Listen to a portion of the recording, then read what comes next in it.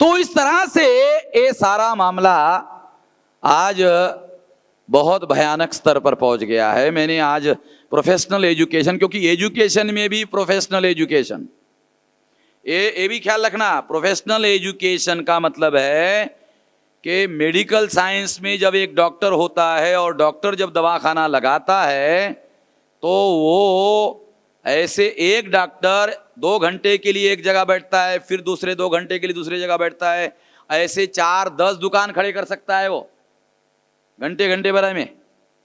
तो 1000, 2000, 5000 अगर उसने हॉस्पिटल खड़ा कर दिया तो लाखों रुपए का डेली इनकम है।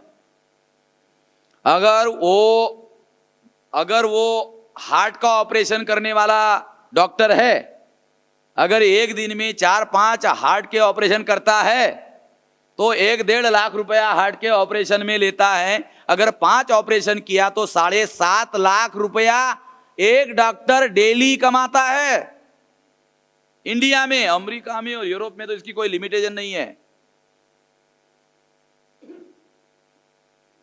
तो यहां बना हुआ डॉक्टर वो अमेरिका यूरोप में भी जा सकता है, क्योंकि अभी ये आउटसोर्सिंग के और बहुत सारी बातें जो है वो खुल गई है।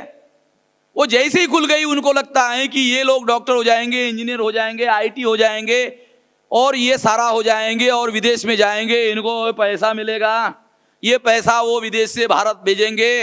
अमेरिका में जाएंगे तो आजादी की हवा लगेगी, आजादी की हवा लगेगी तो भारत में आजादी का आंदोलन शुरू करेंगे। खतरा है। उन्होंने सोचा 15 साल बाद का, 20 साल बाद का, 25 साल बाद का सोचा। हम क्या सोचते?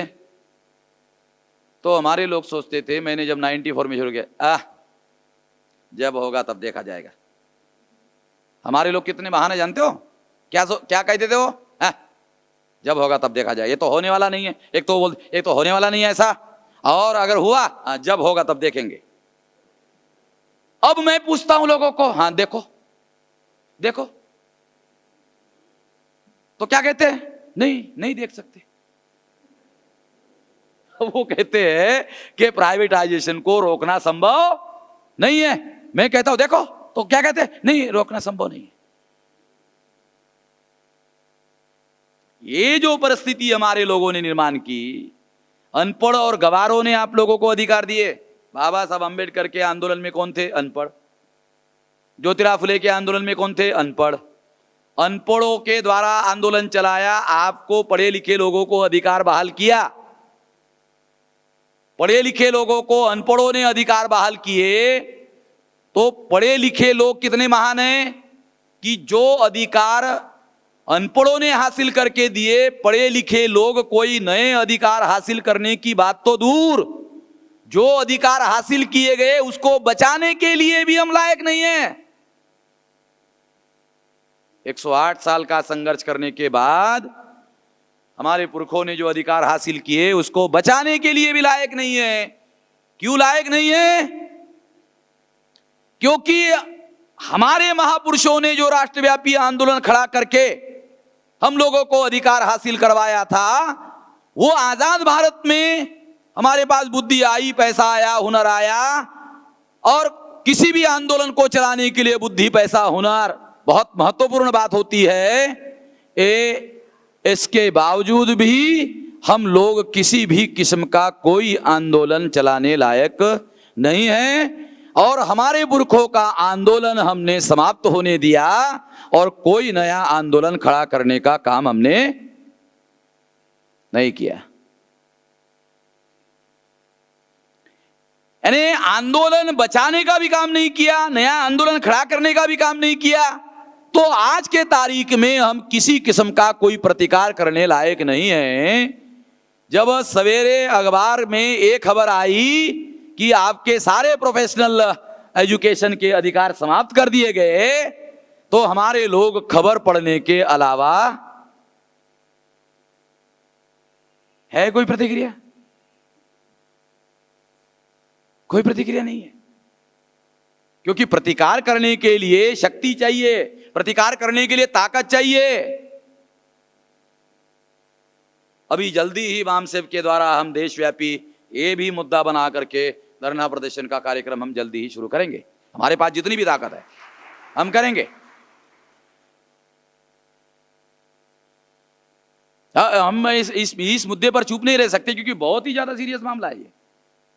क्योंकि गवर्नमेंट का तो प्राइवेटाइजेशन हो रहा है, और सारा मामला प्राइवेटाइज होने के बाद में प्राइवेटाइजेशन में रिजर्वेशन समाप्त हो गया है। इसका मतलब मामला तो जीरो हो गया हमारा। सरकार प्राइवेटाइजेशन में रिजर्वेशन देने की चर्चा चला रही है, और सरकार का वकील सुप्रीम कोर्ट में प्राइवेटाइजेशन को हरी झंडी दे रहा है। एक साथ दो बातें हो रही है। केंद्र सरकार का वकील सुप्रीम कोर्ट में प्राइवेटाइजेशन को हरी झंडी दे रहा है, और सरकार प्राइवेटाइजेशन में रिजर्वेशन देने की चर्चा करवा रही है मीरा कुमार को सामने रख के। ये चर्चा भी काहे के लिए करवा रही है, इसके बारे में हमारा वो प्राइवेटाइजेशन में आरक्षण का सब्जेक्ट है, उसके बारे में मैं आपको विस्तार से बताऊंगा। तो ये जो साथियों, ये जो कार्यक्रम चल रहा है, ये कार्यक्रम मैं ऐसे मानता हूं कि 2020 तक 26 जनवरी 1950 को इस देश में संविधान लागू हुआ। जिस दिन संविधान लागू हुआ, मैं मानता हूं ये रेवोल्यूशन है इंडिया में। 2000 साल में जिस मनुस्मृति नाम के संविधान ने हमको कोई अधिकार नहीं मान्य किए थे, वो सारे अधिकार 26 जनवरी 1950 को भारत में लागू हुए। ये संविधान रेवोल्यूशन है। संविधान रेवोल्यूशन है, और ये संविधान लागू ना हो इसके पहले ही, 26 जनवरी के पहले ही लागू ना हो, इसको काउंटर रेवोल्यूशन शुरू हुआ। लागू ना हो, एक काउंटर रेवोल्यूशन चालू हुआ। बाबा साहब अम्बेडकर पहले से जानते थे संविधान रेवोल्यूशन है, तो इस देश में संविधान को प्रभावहीन बनाने वाला काउंटर रेवोल्यूशन, और उस काउंटर रेवोल्यूशन का सबसे बड़ा कार्यक्रम प्राइवेटाइजेशन है। और उस प्राइवेटाइजेशन का उन्होंने टाइम लिमिट फिक्स किया, 2020 तक आपके सारे संवैधानिक अधिकार, संविधान बरकरार रहेगा, मगर सारे संवैधानिक अधिकार प्रभाव शून्य हो जाएंगे। कैसे, मैं आपको उदाहरण थोड़ा सबूत के तौर पर बता देता हूं। दो बातें आपको बता देता हूं कि ये रिवोल्यूशन कैसे है। रिवोल्यूशन कैसे है उसका उदाहरण देता हूं। संविधान में चैप्टर नंबर 3 में फंडामेंटल राइट है। फंडामेंटल राइट संविधान में सबसे बड़े राइट है। आप लोगों को आरक्षण का अधिकार सबसे बड़ा अधिकार लगता है, आरक्षण का अधिकार सबसे बड़ा अधिकार नहीं है। सबसे बड़ा अधिकार संविधान में फंडामेंटल राइट है, क्योंकि आरक्षण तो फंडामेंटल राइट के अधीन है। फंडामेंटल राइट के अधीन आपको रिजर्वेशन मिला हुआ है। फंडामेंटल राइट सबसे ज्यादा महत्वपूर्ण है। तो चैप्टर नंबर 3 में आर्टिकल 13, 12 से शुरू होता है, 13 नंबर में क्या लिखा है? आर्टिकल 13 में लिखा है ए, आर्टिकल 13 का ए में लिखा है कि संविधान लागू होने के पहले, मान लो 26 जनवरी को संविधान लागू हो रहा है, तो संविधान लागू होने के पहले इस देश में जो रूढ़ी परंपरा, विधि विधान, कानून का दर्जा जिसको प्राप्त है, ऐसे सारे विधि विधान जो फंडामेंटल राइट को कॉन्ट्रडिक्ट करते हैं, उसे 26 जनवरी 50 से, यानी संविधान लागू होने के समय से इसे नल एंड वॉइड घोषित किया जाता है, शून्य घोषित किया जाता है। ये एक लाइन है, 2000 साल का ब्राह्मणों का शास्त्र, 2000 साल के आपके विरोध में आदेश, 2000 साल के शास्त्रों के आदेश, 2000 साल की विधि विधान प्रथा परंपरा, जिसको विधि की मान्यता है, यानी कुछ भी नहीं छोड़ा। ये बाबा साहब अम्बेडकर देखो ड्राफ्ट कैसा तैयार करते हैं, यानी वो कोई मामला छोड़ना ही नहीं चाहते। अगर कोई विधि विधान शब्द में कवर नहीं हो रहा है तो आगे लिखा जिसको कानून का दर्जा मान्य है, आ गया सारा, सब कवर कर दिया। ये ड्राफ्टिंग है। ड्राफ्टिंग करना भी एक बहुत बड़ा हुनर है, ये ड्राफ्टिंग करना हर एक के बस की बात नहीं है। तो ये 26 जनवरी से नल एंड वाइड होगा। 2000 साल का इतिहास ब्राह्मणों का, शास्त्र ब्राह्मणों के, एक लाइन में, एक लाइन जीरो जीरो कर दिया शास्त्रों को, एक लाइन में, है ना रिवोल्यूशन? एक लाइन में जीरो कर दिया। और क्या कहोगे? रिवोल्यूशन किसको कहोगे? इसके अलावा कोई रिवोल्यूशन है? ए आर्टिकल 13 में ए है। बी में क्या लिखा है कि ए में तो उन्होंने लिखा 2000 साल पहले का इतिहास, पुराण, स्मृति खत्म कर दिया। 2000 साल पहले का यानी भूतकाल खत्म कर दिया। तो बाबा साहब ने सोचा साला ये तो भूतकाल खत्म हो गया, भविष्य काल में खतरा हो सकता है।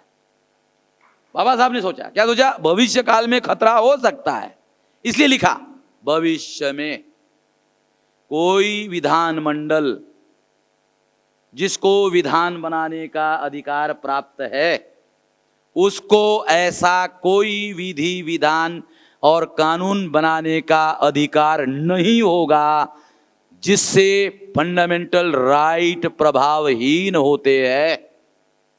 यानी भूतकाल को खत्म कर दिया।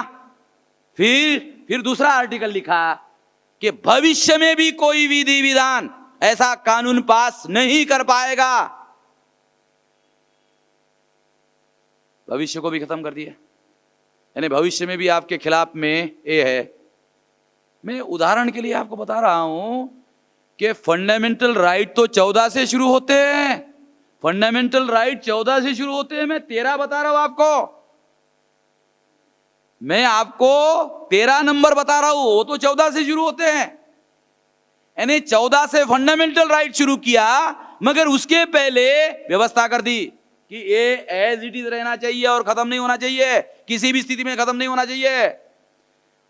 इसके बावजूद ये हो गया इतना। इसके बावजूद अगर सरकार ने किसी नागरिक के फंडामेंटल राइट का वायलेशन किया, अगर किसी आईएएस, आईपीएस, आईआरएस अधिकारी ने किसी नागरिक के फंडामेंटल राइट का उल्लंघन किया, जैसे fundamental right, right to live है, राइट टू लिव है, जीने का अधिकार है, किसी के बाप ने दिया? ये जीने का अधिकार किसी के बाप ने दिया हुआ है? इंदिरा गांधी ने जीने का अधिकार दिया? जवाहरलाल नेहरू ने दिया? ये जीने का अधिकार तो उसके माँ बाप के घर में जो पैदा हुआ, वो पैदाइश ही जीने का अधिकार है। और जो आदमी पैदा हो जाता है उसको अपनी जान लेने का भी अधिकार नहीं है? वो पूछ लेना किसी वकील को, रणवीर भाई है क्या? नहीं है? चलो पूछ लेंगे उसको। जो पैदा हुआ उसको अपनी जान लेने का भी अधिकार नहीं है, तो दूसरों को उसकी जान लेने का अधिकार नहीं है। अगर किसी इंस्पेक्टर ने किसी नागरिक को अरेस्ट किया और कस्टडी में रखा, 24 घंटे के पहले, ज्यादा नहीं, 24 घंटे के पहले उसको कोर्ट के सामने हाजिर करना होगा और कोर्ट को, मैजिस्ट्रेट को या जिले लेवल के जज को, पुलिस इंस्पेक्टर को अनुरोध करना होगा कि इस आदमी को मैं 48 घंटा और रखना चाहता हूं, मेहरबान जज साहब मुझे ऐसा करने की इजाजत दे। किसी नागरिक को 24 घंटे से ज्यादा अरेस्ट करके नहीं रखा जा सकता। क्यों नहीं रखा जा सकता? क्योंकि ऐसा करने से जीने का अधिकार प्रभावित होता है और किसी इंस्पेक्टर को किसी नागरिक के जीने के अधिकार में दखल देने का अधिकार नहीं है। इसलिए एक सुप्रीम कोर्ट को और हाई कोर्ट को यह पावर दिया गया आर्टिकल 32 में। बाबा साहब अम्बेडकर ने खास तौर पर क्या अधिकार दिया कि कोई भी नागरिक सुप्रीम कोर्ट में और हाई कोर्ट में जा सकता है और किसी का अगर फंडामेंटल राइट का वायलेशन किया तो हाई कोर्ट और सुप्रीम कोर्ट में जाकर वो अपने फंडामेंटल राइट को फिर बहाल कर सकता है। और कोर्ट को अधिकार दिया, सुप्रीम कोर्ट, संविधान ने क्या अधिकार दिया? कोर्ट को एनफोर्स करने का अधिकार होगा। कोर्ट को एनफोर्स करने का अधिकार होगा। अगर कोर्ट ने आदेश दिया तो प्रदेश का जो मुख्य सचिव होगा, चीफ सेक्रेटरी होगा, अगर किसी इंस्पेक्टर ने, अगर जज ने आदेश दिया कि उसको छोड़ दो, नहीं कस्टडी में रख सकते हो, अगर हाई कोर्ट और सुप्रीम कोर्ट के आदेश को इंस्पेक्टर ने नहीं माना तो चीफ सेक्रेटरी को नोटिस इश्यू हो जाएगा। इंस्पेक्टर को नहीं, चीफ सेक्रेटरी को नोटिस इश्यू हो जाएगा, उसको हाजिर होना होगा। और अगर वो हाजिर नहीं हुआ, कंटेम्प्ट ऑफ कोर्ट में उसको supreme court, high court jail में डाल देगी। एनफोर्स करने का अधिकार है। ये कार्यपालिका के विरोध में न्यायपालिका को संविधान ने अधिकार दिया कि नागरिक के कोई भी मूलभूत अधिकार नहीं छीन सकता, इवन न्यायपालिका भी। ये जो बात है ना, ये सारा मैं थोड़ा आपको समझ में ये रिवॉल्यूशन है। जिस देश में आपको कुत्ते, बिल्ली और जानवर से ज्यादा कोई मानता नहीं था, उस देश में आपको 24 घंटे से ज्यादा अरेस्ट करके रखने के लिए भी किसी इंस्पेक्टर के पास कोई पावर नहीं है।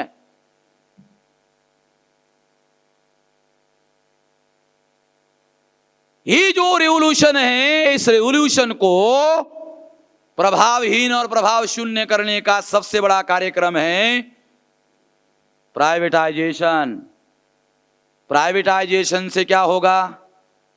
प्राइवेटाइजेशन से जो आदमी हाई कोर्ट और सुप्रीम कोर्ट में केस जाकर के लड़ सकता है, अगर वो एजुकेशन लेने वाला वर्ग खत्म हो गया, नौकरी वाला वर्ग खत्म हो गया, आरक्षण लेने वाला वर्ग खत्म हो गया, एजुकेशन खत्म हो जाएगा। और अगर ऐसा खत्म हो गया तो संविधान में फंडामेंटल राइट रहेगा, मगर कोई कोर्ट में जाने लायक ही नहीं रहेगा। जब वो जाने लायक नहीं रहेगा तो संविधान में अधिकार तो लिखा रहेगा, मगर हम उसको लेने लायक नहीं रहेंगे। जब हम लेने लायक नहीं रहेंगे तो संविधान का अधिकार बरकरार रहने के बाद भी हमारा अधिकार प्रभाव शून्य हो जाएगा।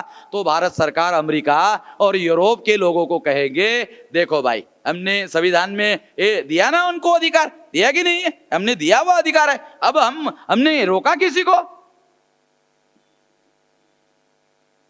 अब राइट टू लिव, जीने का अधिकार है। 23 करोड़ लोग भूखमरी से मर रहे हैं, उसके पास कोई आदमी जाए और कहे, अरे भाई तू भूखमरी से क्यों मर रहे हो? ये तो संविधान में राइट टू लिव, जीने का फंडामेंटल राइट है, तुम क्यों मर रहे हो? अगर कोई उसको जाकर के कहे, कोई मीनिंग है? वो बोलेगा सुप्रीम कोर्ट में, संविधान में अधिकार तो छे, मगर मेरे पास दमड़ी नहीं है। हाई कोर्ट में एक वकील खड़ा हो जाएगा, साला खड़ा होने का 1 लाख रुपए लेता है, खड़ा होने का, बहस बाद में करेगा। तो अधिकार तो है, मगर वो लेने लायक जो लोग, अभी आप लेने लायक हो, अगर ये लेने लायक लोग खत्म हो जाएंगे, ये खत्म प्राइवेटाइजेशन से हो जाएंगे, संविधान में आपके अधिकार बरकरार रहेंगे, मगर आपका अधिकार प्रभाव शून्य हो जाएगा।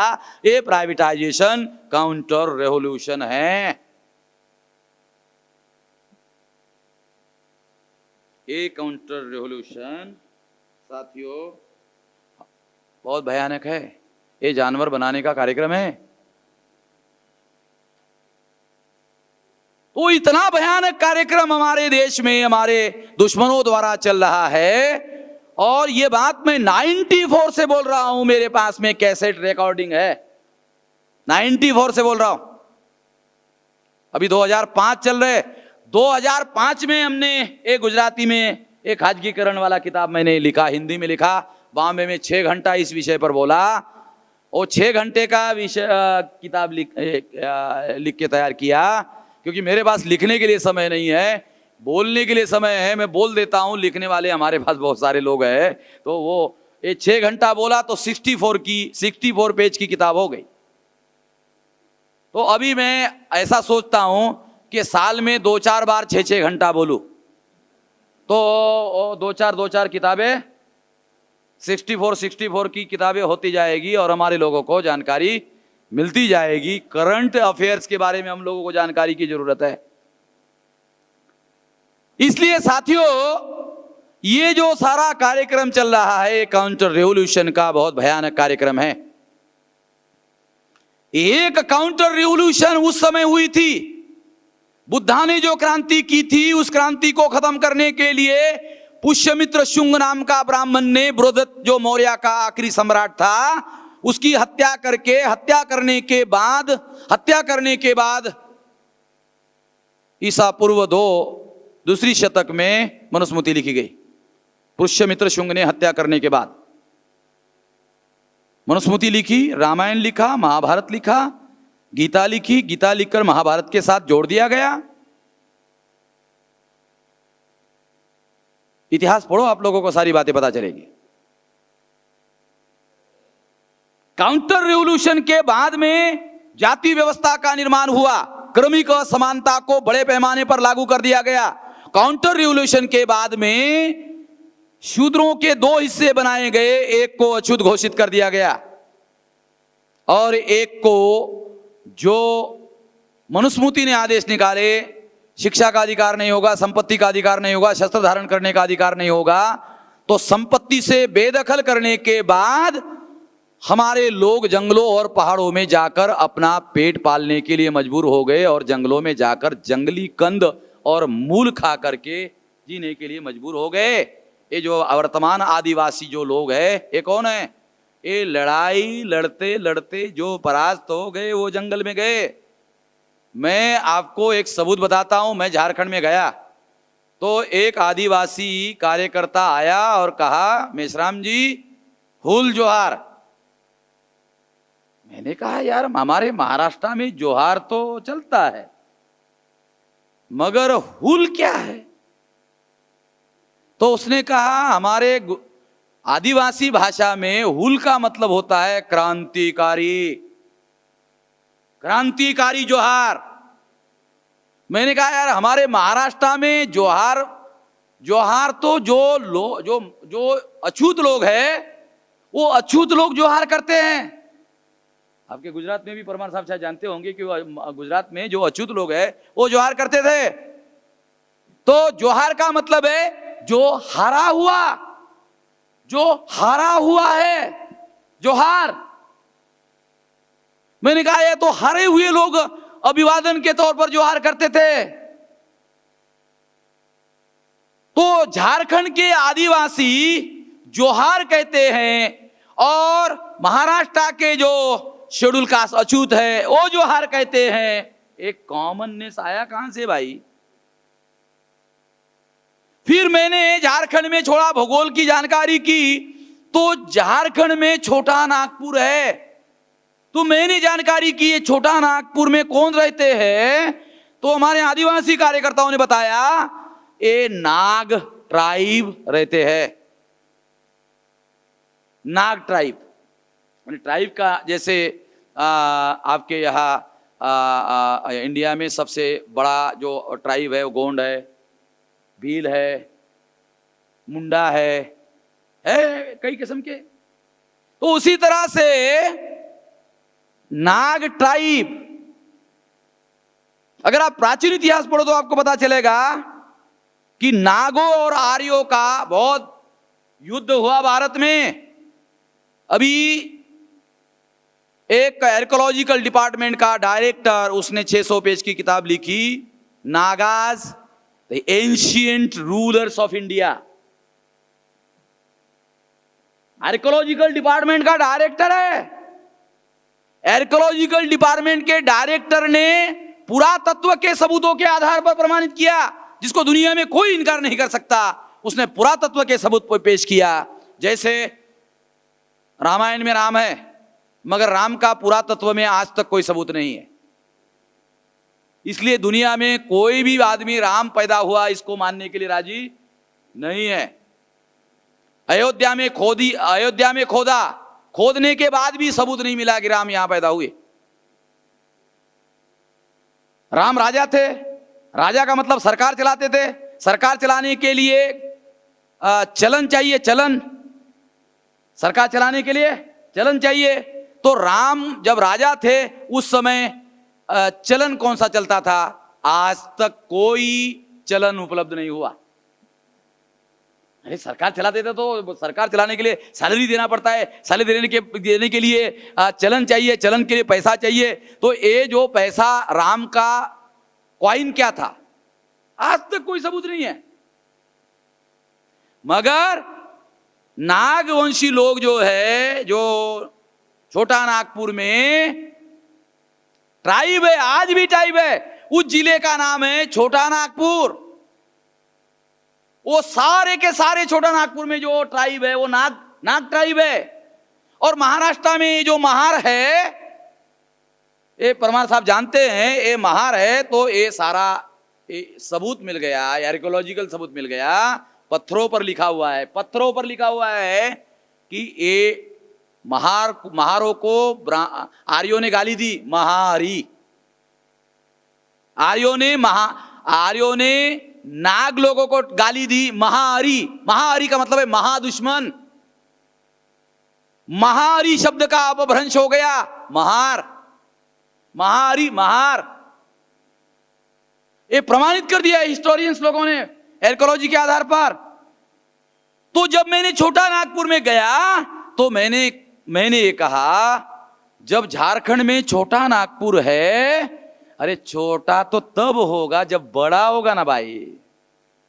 बड़ा नागपुर होगा तब ना छोटा नागपुर होगा।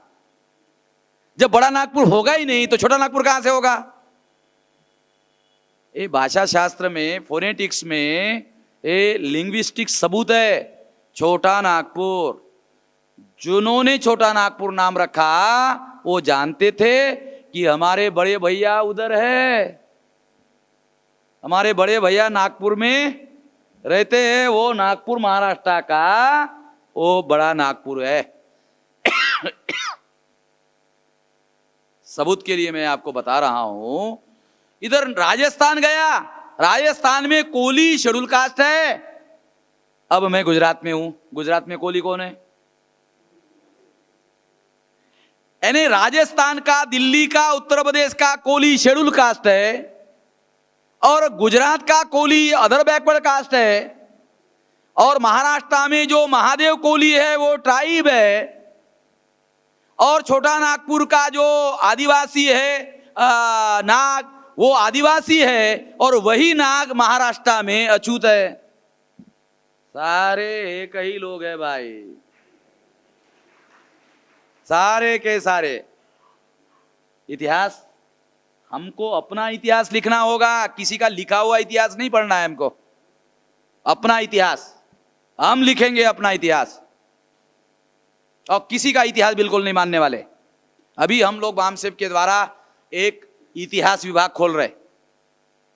बामसेव का एक इतिहास विभाग होगा, उसमें देश के कुछ नामचीन हिस्टोरियंस जो है वो उसमें हम रखेंगे। लिखो, अपना इतिहास लिखो।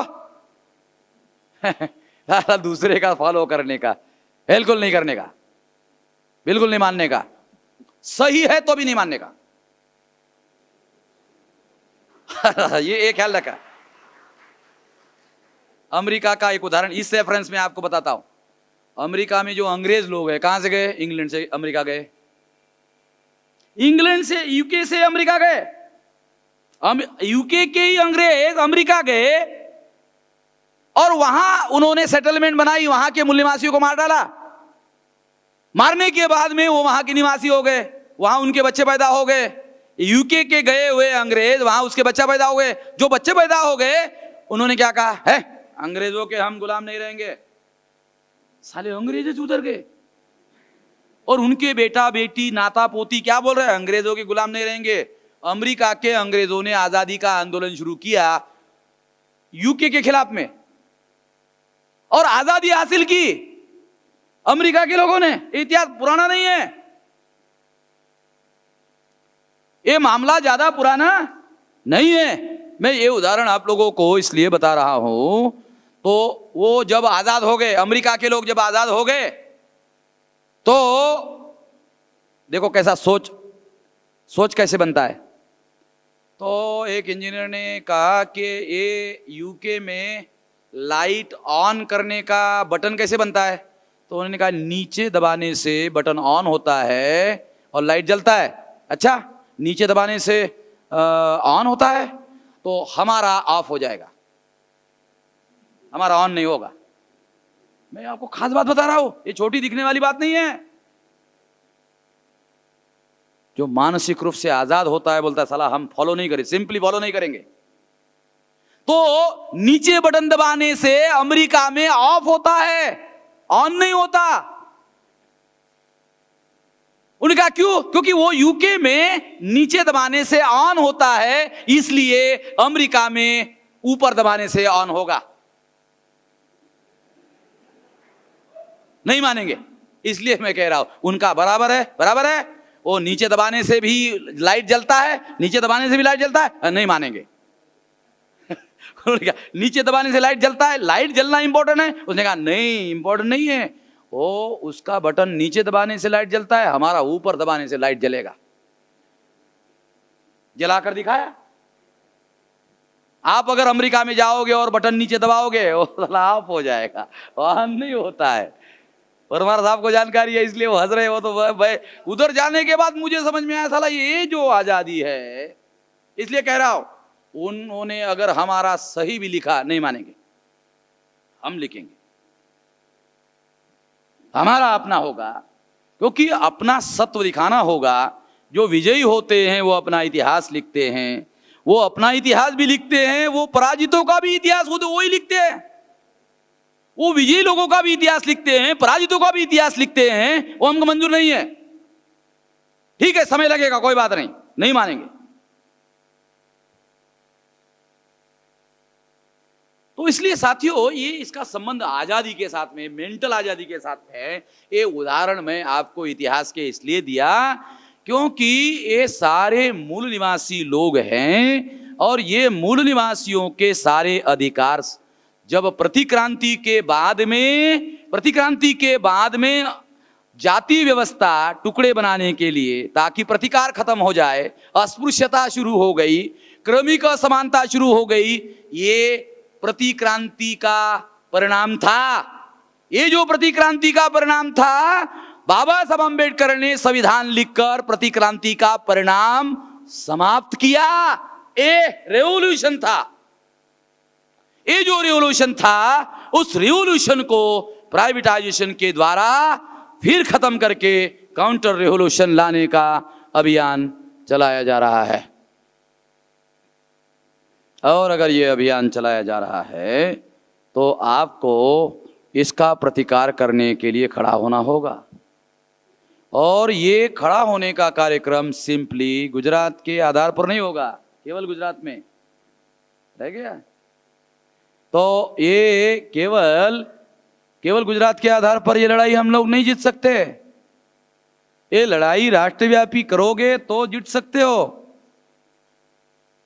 और राष्ट्रव्यापी करने के लिए राष्ट्रव्यापी आंदोलन का निर्माण करना होगा। और राष्ट्रव्यापी आंदोलन निर्माण करने के लिए अगर बाबा साहब अम्बेडकर का संदेश महाराष्ट्र के बाद जल्दी गुजरात में पहुंच गया तो गुजरात के लोगों की जिम्मेवारी है। इस आंदोलन को राष्ट्रव्यापी आंदोलन बनाने की जिम्मेवारी, जिसके पास भी संदेश पहले पहुंच गया उसकी जिम्मेवारी दूसरे आदमी के पास पहुंचाने की। जिसके पास नहीं पहुंचा, जिसके पास पहुंचा उसकी जिम्मेवारी, जिसके पास नहीं पहुंचा उसके पास पहुंचाने की जिम्मेवारी आपकी। अगर बाबा साहब अम्बेडकर ने, ज्योतिराव फुले ने, शाहू महाराज ने महाराष्ट्र में ये मामला पहुंचाकर गुजरात के लोगों को पहुंचाया, गुजरात के लोगों की जिम्मेवारी। इस आंदोलन को राष्ट्रव्यापी आंदोलन बनाए बगैर हमारा मामला हमारा जो समस्या है उसका समाधान करने का प्रारंभ ही होने वाला नहीं है, क्योंकि कोई सुनने वाला ही नहीं है हमारे देश में। इस देश में शासक सुनते नहीं है, इस देश में कार्यपालिका सुनती नहीं है। तो संविधान में व्यवस्था है न्यायपालिका सुनेगी, न्यायपालिका ने डंडा बता दिया है, न्यायपालिका भी आपकी सुनने वाली नहीं है।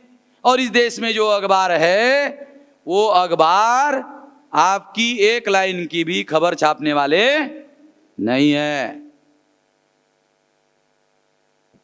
इसलिए आपको इसके विरोध में तैयार होना होगा और अपने लोगों को राष्ट्रव्यापी आंदोलन खड़ा करना होगा।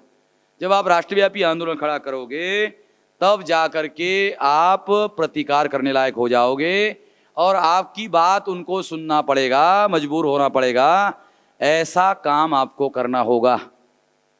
तो गुजरात के लोगों को मैं सबसे ज़्यादा इस बात की अपील करता हूँ कि राष्ट्रव्यापी आंदोलन खड़ा करने के लिए गुजरात के लोगों को अपना बेल्ट जो है वो टाइट करना होगा।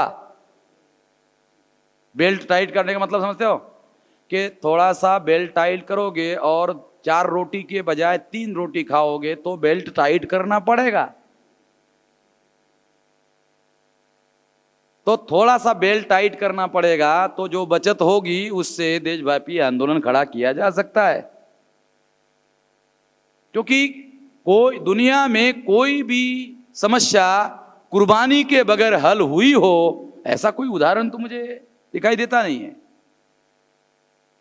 कुर्बानी तो बहुत दूर की बात है, घर बनाओ तो फाउंडेशन में पत्थर को नहीं रखोगे, फाउंडेशन में पत्थर को नहीं रखोगे तो भी दीवार नहीं बनती।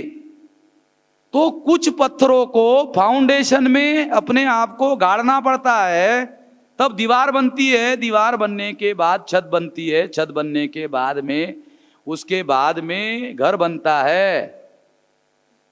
मगर दीवार तो पत्थर फाउंडेशन में डाले बगैर नहीं बनती है। वो पत्थर जो फाउंडेशन में अपने को गाड़ता है वो कुर्बानी दे रहा है, क्योंकि हर पत्थर को ये आकांक्षा होती है कि उसको सबसे ऊपर लगाया जाए, ताकि दुनिया वालों को मुझे दिखना चाहिए कि भाई मैं यहाँ लगा हुआ हूँ, मेरे तरफ थोड़ा सा लोगों का फलाने आदमी का ढिकाने आदमी की नजर पड़नी चाहिए। और जमीन के अंदर रहूंगा तो नजर किसकी पड़ेगी? किसी न किसी को जमीन के अंदर गाड़ना होगा। कुर्बानी के बगैर कोई मसला हल होने वाला नहीं है।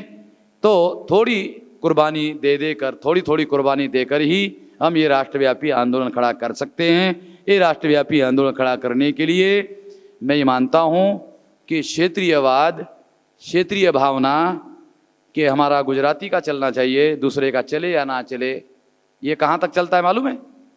फिर हमारे परिवार का चलना चाहिए, बाजू वाले का चलता है तो नहीं चलता है तो ठीक है, मेरा चलना चाहिए, ये क्षेत्रीय भावना कहाँ तक आ जाती है। फिर वो हमारी जाति का चलता है तो ठीक है, फिर जाति में मेरा चलता है, मेरे दूसरे जाति का नहीं चलता है, चलो ठीक है।